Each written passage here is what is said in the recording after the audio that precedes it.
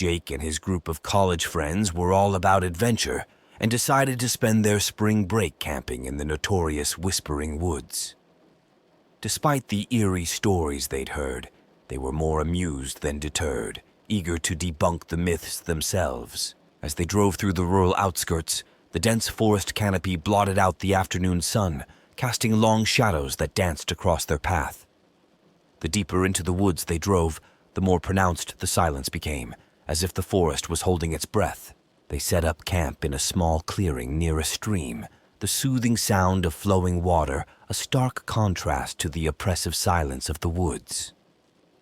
As night fell, they lit a large fire, its glow a small island of light in the darkness of the forest. Mia, always the storyteller, decided to recount the legend of Whispering Woods. She spoke of ancient spirits that were said to inhabit the trees, spirits that whispered in the wind, speaking in the tongues of the old forest.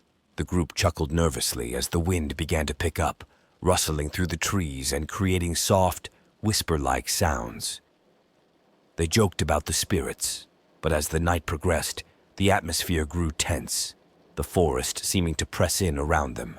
Curiosity got the better of Jake and a couple of friends, prompting them to venture deeper into the woods to investigate the whispers.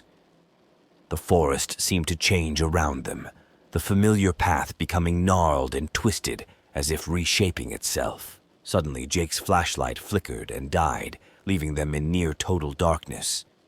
The whispers intensified, no longer just whined through leaves, but now clear, distinct voices murmuring indistinct phrases. Panic set in as they realized they were not alone. Meanwhile, back at the camp, Mia and the remaining friends grew worried as time passed with no sign of Jake and the others. They armed themselves with flashlights and went in search of their friends, the campfire's light receding behind them. As they delved into the forest, the trees seemed to close in, the path narrowing and the night sounds growing eerily silent. Every step felt watched, and the whispers grew louder, now clearly calling out to them, almost intelligible. They found Jake and the others in a small clearing, surrounded by faintly glowing figures. The figures were made of mist and shadow, their whispers mournful and pleading. The group stood frozen, caught between fear and fascination. The air grew colder, and the figures began to fade as dawn approached. They were left with a chilling warning: protect the woods or never leave. Shaken, they hurried back to their camp, the forest seemingly retreating around them. With the first light of dawn, they packed up their camp quickly, eager to leave the oppressive atmosphere of the woods. As they left, they noticed that no sound followed them. Even their footsteps seemed swallowed by the forest floor.